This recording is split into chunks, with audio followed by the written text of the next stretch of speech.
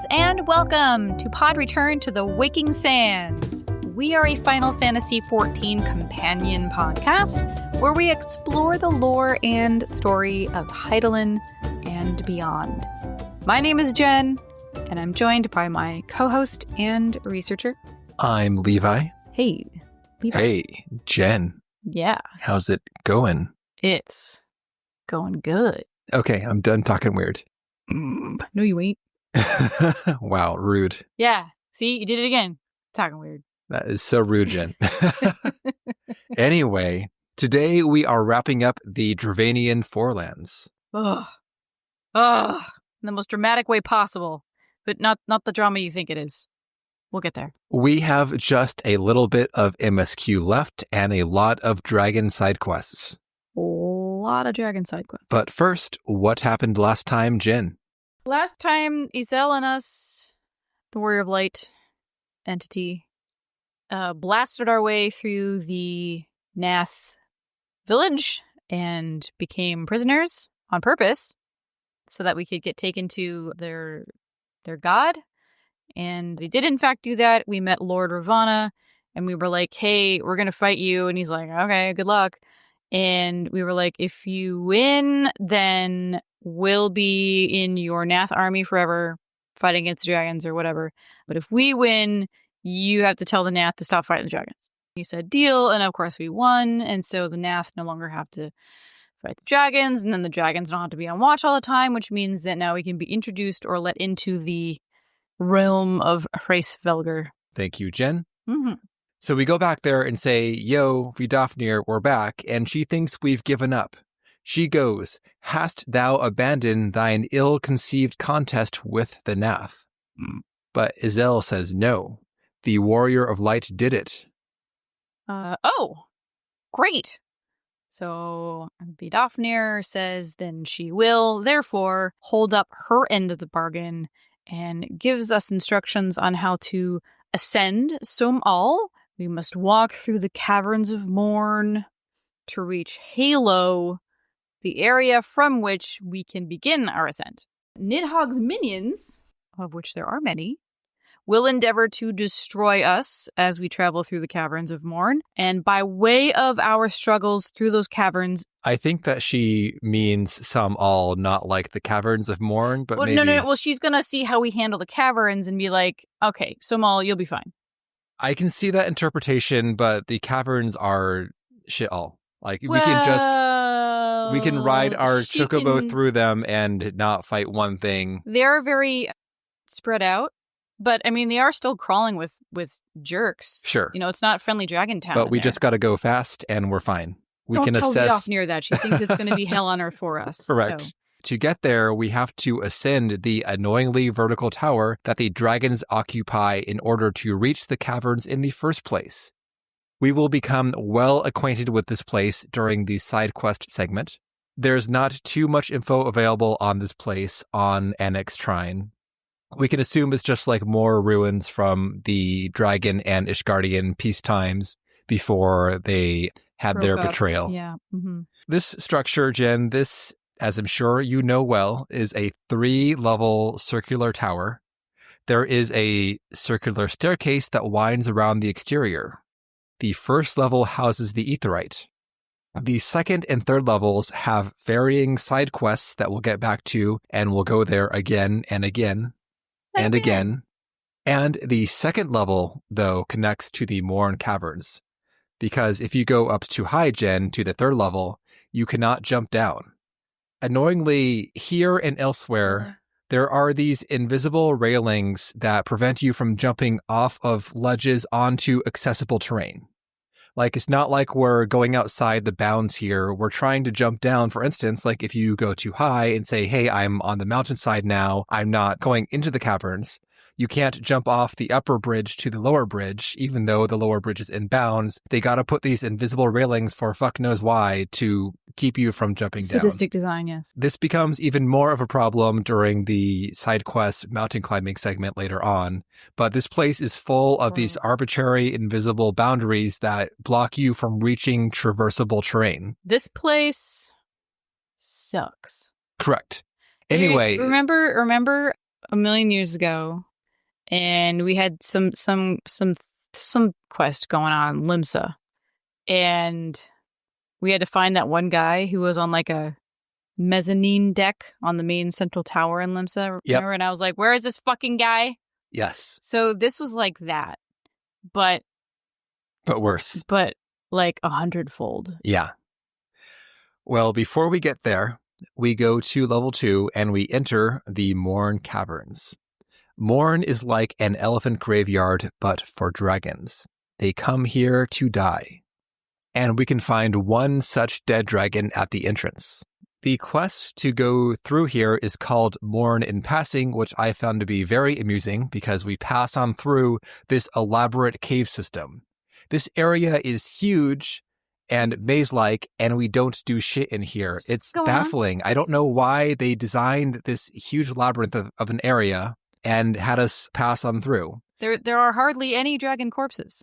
And also, the side quests don't really take place inside Mourn either. It's just this giant, intricate area that we never engage with. It feels like maybe they had like some cut content here with like a solo duty or something to fight through here. I don't know, but again, fully underutilized for how large and elaborate this area is. Yep. I'm like, wow, I'm never here. I don't ever have to be here. I guess there's more than a few areas in the game that are like that. Yeah, but they make me sad. This place is interesting. Yeah. It's got hella like, like Halo, that platform. There's a statue there. While we're talking about it, we're literally walking there right now in MSQ. So let's talk about it. So we reach Halo, and it's like a platform with a statue, and a very, very old statue of a dragon that used to have. It was a statue of a young girl and a dragon, back when we were buddies. But over the years, the only thing that has survived is the dragon on its own. Jen, did you learn that from the sightseeing point? I did. Did you have to look up how to activate it, or did you do so? Nope. I did it because it seemed appropriate. Interesting. Yeah. I was like, I did the lookout, and I'm like, that didn't work. Well, it's going to be a prey. Yeah, I think they knocked that shit off after Heavensward. Yes. Sometimes in Heavensward, you need to do other gestures, other emotes at locations, like here, /pray to activate the sightseeing point. But I think forever onwards, it's just look out. Yeah, exactly. Yeah. Yeah, we find Halo deep in there. Vidofnir meets us. She's like, good job. And she opens the way to Sohm for us with the admonition. The way she opens it is that she gives a roar to the heavens and a beam of light cascades upwards. From the statue. Magic. And I feel like she's opened like a teleport point or something because you cannot walk to Sohm all. No, this would be probably like a etherite type deal. Yeah. Yeah, you're going to go up an ether current. Like capillary action. Yes. She does that for us, and then she offers the following admonition. Our kind is in men and adjacent men. They have not been seen there for nigh 1,000 years, and we won't be welcome. And to Estinian in particular, she warns, have care to keep the stolen power thou wieldest in check, lest it breed further despair. And with that, she flies away. So Izel considers Vidofnir's warning and looks to Estinian, and his desire is clear. The way is open, let's go. And she's like, whoa. You just heard what Vidofnir said. There's going to be a lot of bad guys. Maybe we take a second and strategize or whatever. And, especially since Tiamat guards the area or whatever. And Tiamat is Nidhogg's, I think, partner dragon. Yes. Estinian calls her Nidhogg's consort. Yep. And Estinian was like, you know what? I don't care. I don't fear, quote unquote, Nidhogg's consort. Any dragon foolish enough to bar our path shall feel the sting of my lance. Anizel says, spoken like a true butcher. Need I remind you that we're coming here to parley a peace? And Estinian is like, let us be clear, heretic. 'Twas to save Ishgard and her people that I first lent my support to this doubtful venture. and 'tis for their sake that I go now to speak with Frey Svelgr. But I said nothing of Tiamat. Should the opportunity present itself to rid my people of one of their deadliest enemies, I shall take it. That is my duty as Azure Dragoon. And Isael says, you are beyond redemption. And now Daddy Alphino has to step in. Kids, shut up. Pretty much, yes. They set forth up to Sohm all, but we're going to backtrack. This concludes the MSQ in the Dravanian Forelands. Annoyingly, you do not unlock the final Aetheryte current until you complete this dungeon that actually leads you from here to the Churning Mists. So, yes. Sorry. So for all of these side quests, we are grounded because we are playing sequentially. But Jen, this is also how they're meant to be played too, I believe. Yes. It makes you really appreciate, one, when you do finally get flight, and two, kind of the scope and breadth of the landscape. So, and once you fly, you'll never be there again. So they spent all the time designing it, may as well walk on it a couple times. Yes, and yes. But more so for these in particular, they are designed to have you engage with the terrain, especially our main culprit. But more on that later.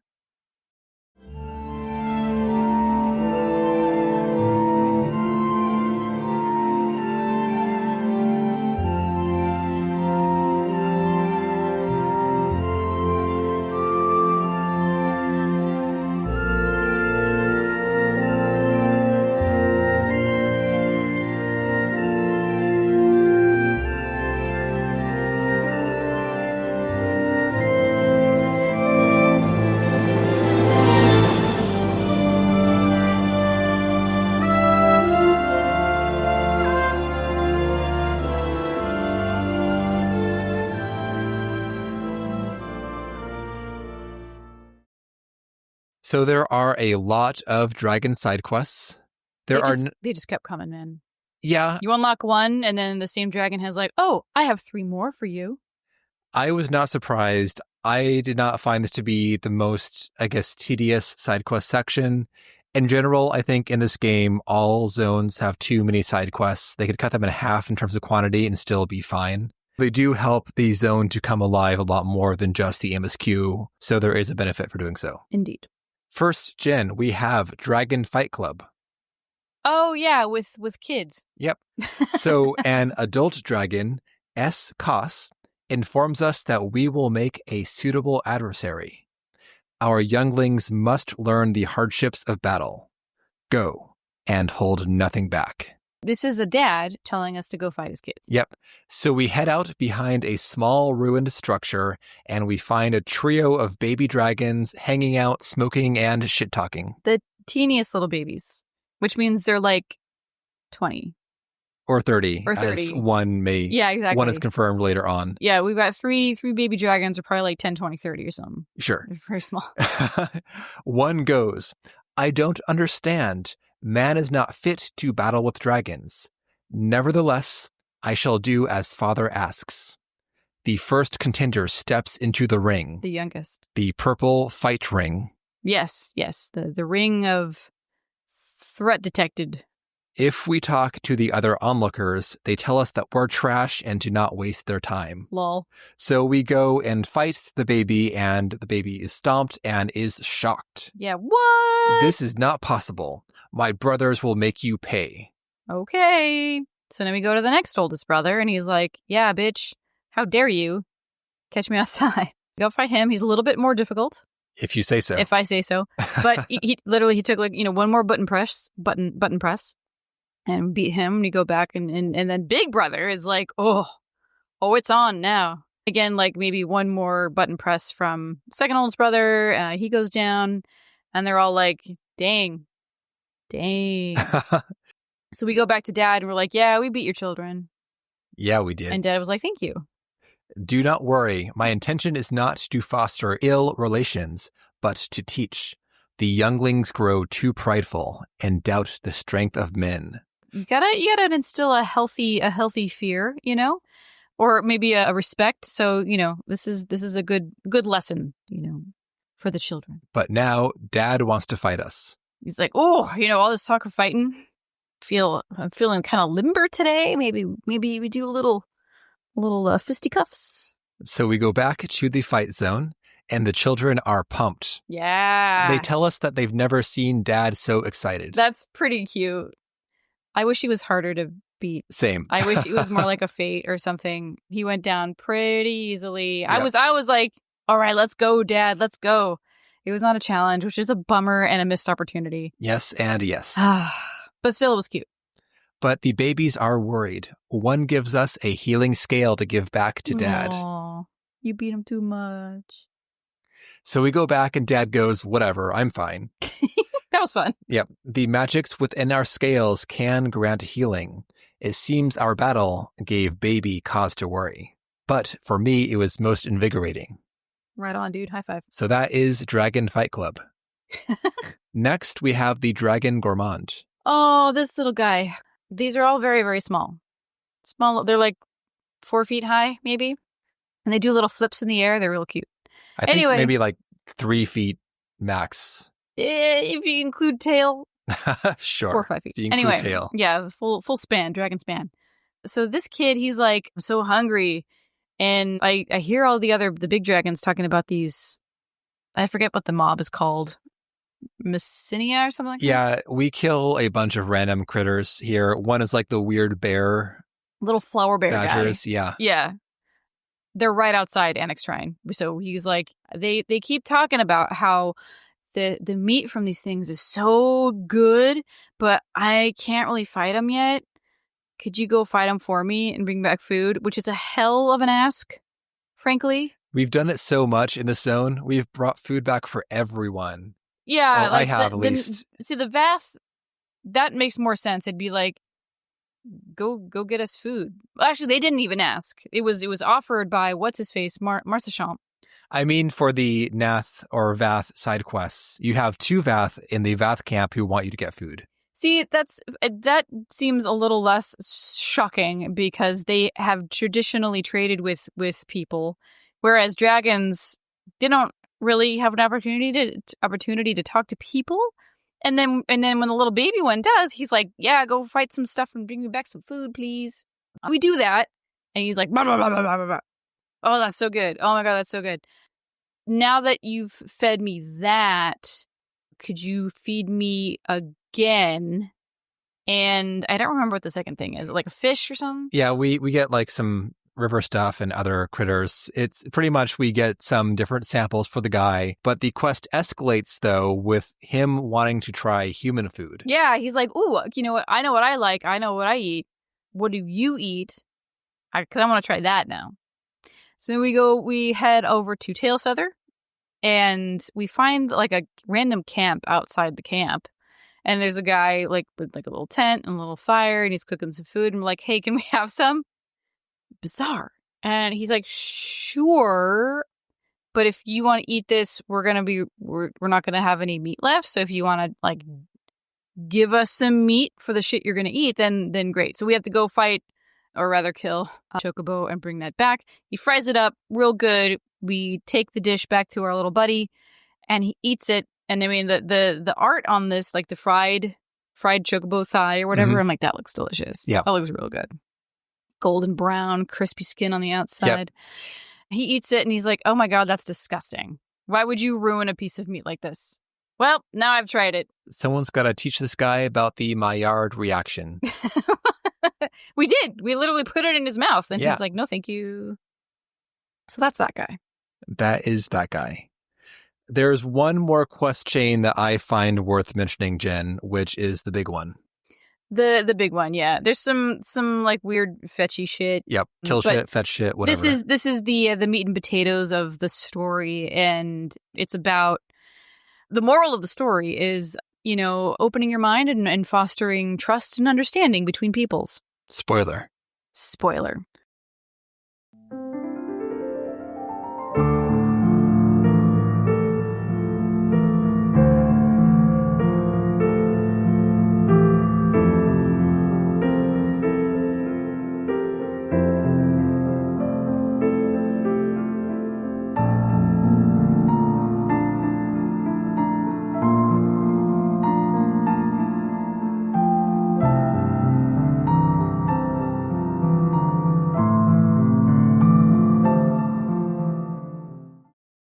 So we find a mama dragon who wants us to go. Third floor. On the third floor. Of course, on the fucking third floor. We'll be back several times. She wants us to go and fetch her child so she can give him some chores. So we track down the baby, Kal Meek, in the ruins, and the baby freaks out because we are human. Yeah, you're like, no. I don't contract with you. Leave me alone. And he runs away, and we like run after him. We're like, no, we have stuff to tell you. He's like, stop, follow me around. God. He runs away again, and we follow him again. And he's like, okay, motherfucker. All right, you think you're so cool? All right, I'm gonna do it again. Come after me. I know you won't, but we do. And now he gives up. He's like, fine, you beat me. Like, all right. Do what you will, but I'm not going to give you the satisfaction of a fair fight. I'll just die here. And we're like, hey, your mom wants you to hunt or whatever. Your mom wants you to come home for dinner. But he refuses to hear our request. He's like, oh, so mom wants me, so now we're going to play. We just did hide and seek, like survival mode. Right. Now we're doing hide and seek play mode. So we run around some more. It's like 6 seeks overall in this thing, Jen. It's when the quest prompt is like, seek out, what's his, Kalmik? Yeah. Follow Kalmik. Follow Kalmik again. Once again, follow Kalmik. For the final time, follow Kalmik. Like, okay. It's like that when we had to rub Hildebrand down with oil or whatever, like rub it in some more, rub him up again. Yeah. Very awkward. So then, now he's just taking the piss. And he's like, all right, well, if you want to, tell me what my mom wants me to do, then you got to find me yet again. So he runs to the entrance of Anyx Trine and chills there. And we're like, okay, but for reals, like, your mom wants you to go find some shit for dinner. Like, go hunt some stuff for dinner. And he's like, oh, okay. Come with me, though. Yeah. And do my work for me. Because he's baby. So we have to now kill a baby Nanka. These poor Nanka are getting like ones. wiped out. I know. The huge ones, meanwhile, are like, do. Nobody cares about them. They could feed the whole tower of dragons. If you survive as a baby, then you're good to go. But I'm not sure they're babies. They're just a different species, but they're so small. They're like the dust mite of Nanka. I'm almost positive they're babies, but like a larval stage or something. I don't know. That's awful. That's what people eat veal, so there you go. Yeah, I'm saying that you got to get them while they're young, Jen. Young and tender. There we go. We bag our meat, and our dragon tells us to bring that back to Mom, but he's going to try this out himself. See, well, that's the thing. He's never hunted alone before, and his mom is giving him this instruction, like, okay, it's time. She has decided for her little baby to go out and hunt for dinner by himself. But he's a little nervous, so he asks us to go along, and he's like, okay, thanks for that. I'm going to try it by myself. And he does that. Yeah. And when we go back to talk to Mom, or do we? I don't think we talk to Mom. We do talk to Mom, and she's like, whatever, fine. He roped you in. Thanks for helping. Yeah. Kids will be kids. But I'm glad he trusts you now. Yeah, we're getting a lot of faith. He's only 30 years old. You'll have to forgive him. Izel has bought us a lot of credit, these dragons, who are like for sure trusting us with their children now, never having met us. And well, also these dragons, like the mommy and daddy dragons, existed when people and dragons were cool. So they understand that we are complex, and some of us are good, and some of us are bad. And on that point, she mentions a little bit later on that she instructs her kids to stay away from Ishgard for that reason. Like, she knows they're completely hostile to them, so, like, don't go to Ishgard. They'll fucking kill you. Dumbs. So anyway. Time passes. And now little guy has a crisis. He called us when we were doing the hide and seek thing. He was like, okay, I have vetted you. You're cool. We can now be partners. That's what he called us. We're partners. So now we're partners in crime with this little guy. So when we go, like, say hello, he's like, oh, my God, the crisis. You may continue, sorry. Thank you, Jen. Yeah. I may continue. May continue. His brother has been wounded. We got to go and bring brother some meat to heal up and feel better. So we now go and team up on hunting. We go hunt one thing. He hunts another thing. We bring the feast back to brother, who has gone inside Mourn, which I did not read up on the area till after I was done doing this, Jen. Mm-hmm. But the connotation of brother like lying down inside Mourn is a lot more dire than it first appeared because the game does not tell you what that place is. Right. But knowing about the area is like brother felt compelled to go lie down in here in the dragon graveyard, apparently.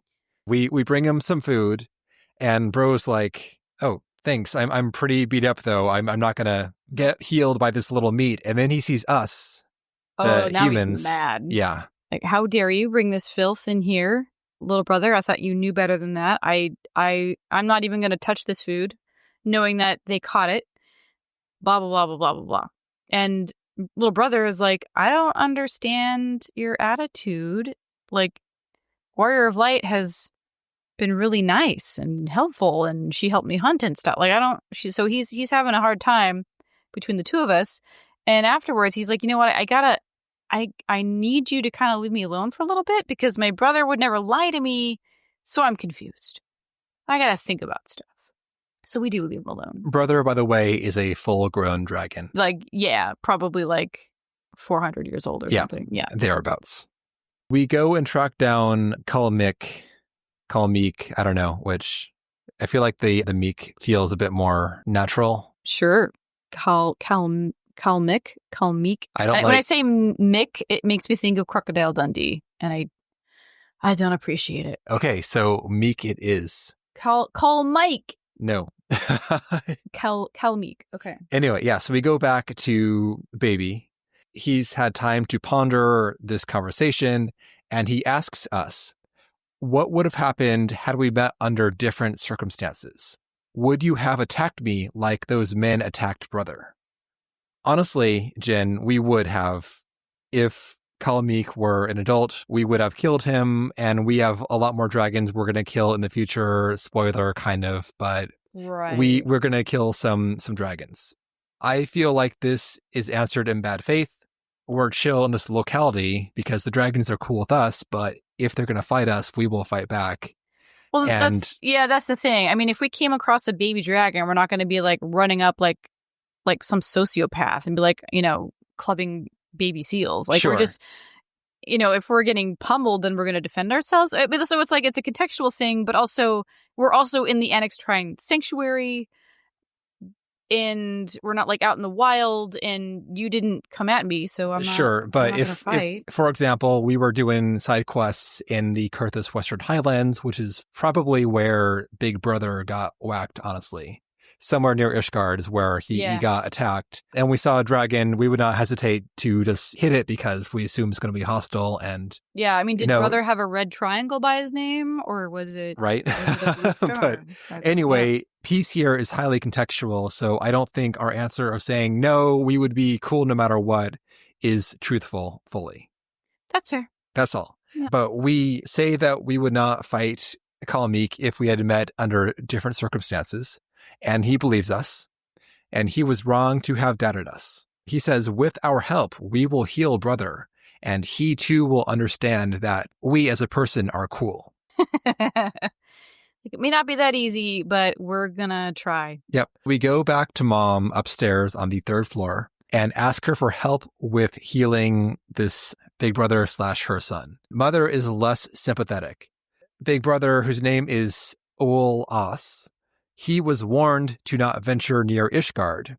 He will pay for his disobedience in blood. Time may heal his wounds, or it may not.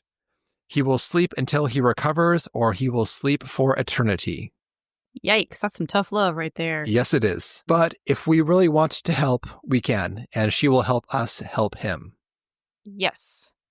So Mom recalls a man, and this was in the before times, so centuries ago, who was kind of chilling with the dragons nearby, and he was working on some, I guess, like dragon healthcare. Some tinctures and things that could help them with their wounds and other maladies or whatever.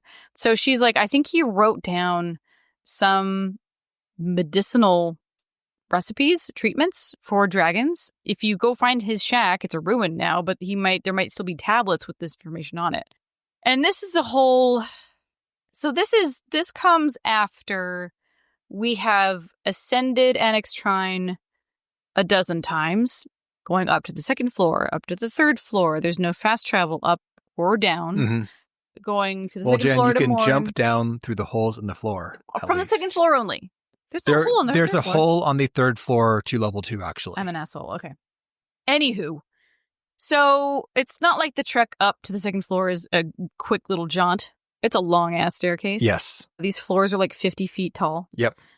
So we've ascended these stairs a billion times. We've cut through the second floor to go to Mourn. We've gone all the way through Mourn. We go up to the third floor to get to the Sohm foothills, and then that like chicanes all its way up and down and whatever. So we've done this already a lot.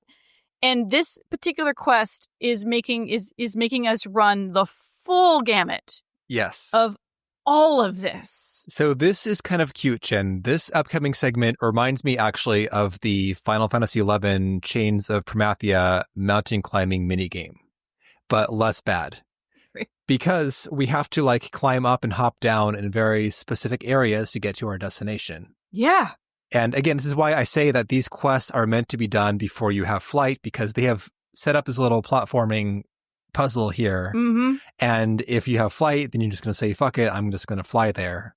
It's got problems, as we'll see in a second, but this makes you engage with the terrain if you do this in the, quote, proper order. Yes, it does. And it's also a mindfuck. If you were to do this just like on your own without your little dragon buddy, Meek, did we say Yes. Meek? He tells you at certain points the only way you can proceed is actually to fall off the edge, which I don't think I would be like, well, that's the end of that. I would assume that the path below me is where I already was.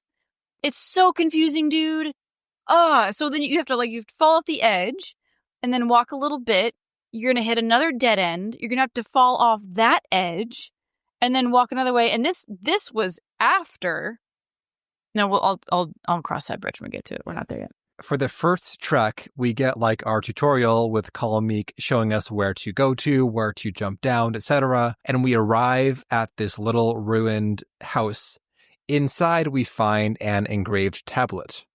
We bring the tablet back to Mom. She says, this here tablet, this came from her friend from a past age, an age when man and dragon yet lived in harmony. The cure for like dragon wounds, whatever, is inscribed upon this tablet, and the key ingredient is a plant called wyvern tail. And this is when this quest becomes a little bit BS. Oh my God! We have to backtrack all the way to where that ruined hut was, which is probably like 5 minutes of travel. Easy. Mm-hmm. Bear in mind, if you're doing this at the proper level and you're jumping down these areas, this place has aggro mobs on it. So when you jump down, you're knocked down to 1 hit point. So you gotta just calm your tits and recover. Yes. Because if you get smacked right after you jump down, you will die. And do the whole thing over again. I was terrified of this. Jesus. The wyvern tail path requires us to go all the way to the waterfalls, like the top of the waterfalls that run down the river in the Chocobo Forest. The far northeastern corner of the map. Yes. So this is where I was stupid. We go back, Mom was like, we need wyvern tail, and a little bro was like, oh, that's at the waterfall place. And I'm like, hell yeah, I know where that is. Sweet. Boom. Teleport to Tailfeather. I did also, Jen. Oh my God, thank God. So I get to the base of the waterfall, and I'm like, oh, no, you didn't. Yes, they did. I checked the map, and the only way to get there on foot is to go all the way back to the little hut with the back and the forth, and the back and the forth, and the back and the forth, fall, hut, and then you follow that all the way over and down and across a little peninsula of whatever across to the top of the waterfall. But you're still not done. So you're going on the top of the waterfall. There's level. So when you're doing this, you're probably you're around 53, 54. The zone is level 53. Yes. Okay. So you get to the top of this waterfall. There are level 57 dragons up here now. So don't die because Jesus Christ. So you're juking the dragons and you're looking around for this marker and it is not up here. It's not up here. And I'm like, I swear to God, I already teleported to Tailfeather, rode my ass, slow styles, all the way to the base of the waterfall. It's not down there. it's not up here. Where the fuck is it? And so you scooch your little butt to the edge of the waterfall, because if you fall, you're gonna have to do it all over again. And they're in the middle. There's like a middle little platform, so you have to leap off the edge. Don't leap, because you'll miss it. You have to slide down the edge of the waterfall, like halfway down, to find this stupid plant. But don't fall off the waterfall, because you'll go too far. I was, again, like, hands sweaty. So that's done. That's done. Yeah, but beyond that, Jen, when you're doing the climbing segment with little bro, he shows you where to jump down. If you don't have a guide and you're trying to use your eyes, you keep hitting these invisible railings. You have to go to certain arbitrary spots where you're allowed to jump off the mountainside to a lower path. It makes no fucking sense. Horrifying. It's just like, I can see a path down below. I'm up here. Jump, JK, invisible wall. And you got to go a bit further, try again, same thing. Eventually you find the spot where you're allowed to jump down. It's some bullshit, Jen. They never do this again. But Jen, I personally like a traversal puzzle if it's done right. I like working my way across interesting terrain. It's like a sense of travel, essentially. Yeah. Like you're going somewhere and... This was novel. The waterfall is a cool area to get to. It looks super cool. You've worked for it for sure. Yeah. So it's like I earned this special high-level pocket in this zone here. The thing that brings this down for me is, one, the invisible railings, but two, it's that you have to backtrack halfway across the path again because you went here the first time, you returned back to hand off the tablet, then you come back to the exact same spot 5 minutes later and go further. Why not just read the fucking tablet in the hut and keep going? Thank you. Alas. Anyway, off my side quest soapbox, Jen. Highly optional side quest. We have the wyvern tails and we go back to Mama, but the dragons are stumped. They ain't got thumbs or whatever, so they can't cookware infuse stuff. I think, honestly, with the process here, they could figure it out, but whatever. I mean, just like blow hot breath on it. Exactly. So they defer to this as a human matter. We have to essentially make a tea out of these tails.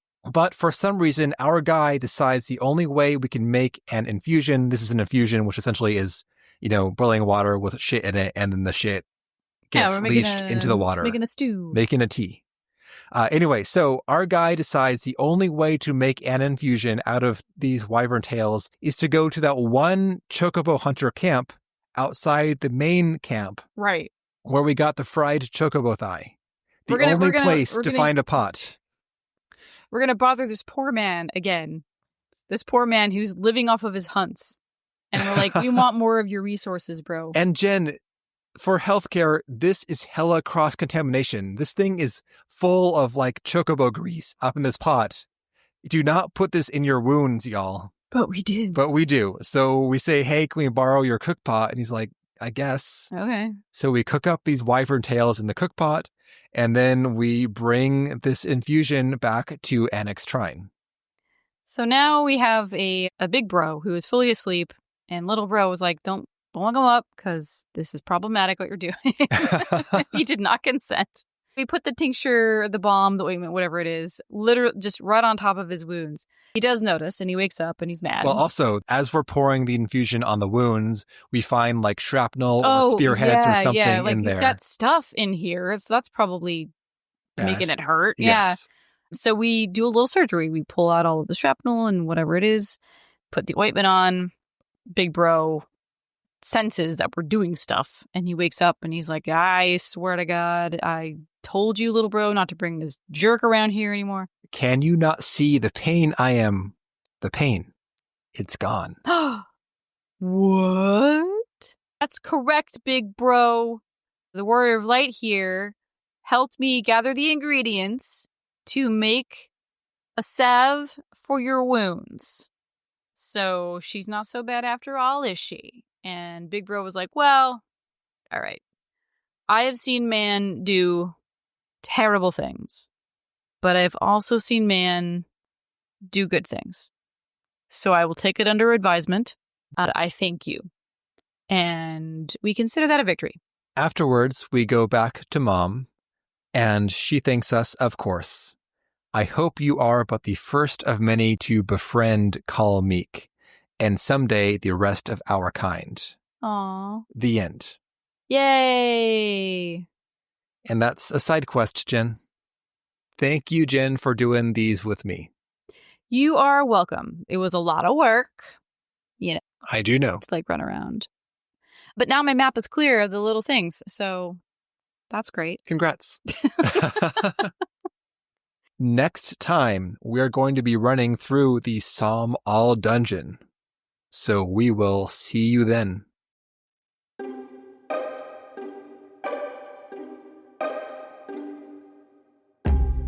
And that will do it for today's episode. Thank you all so much for listening.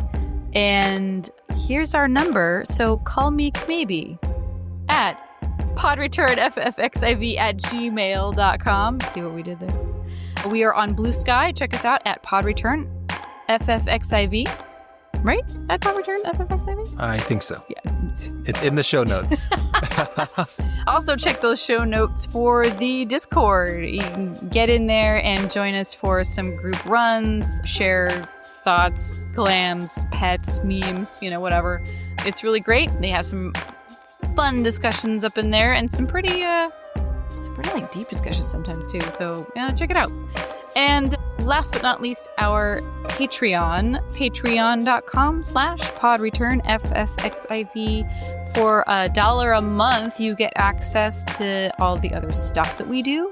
That includes the seasonal episodes from 14, our Final Fantasy XI series, Vanadiel Van Splainer, and some other random crap. So check it out. And with that, we hope you enjoyed the episode. Have a good day or night, and we will see you next time.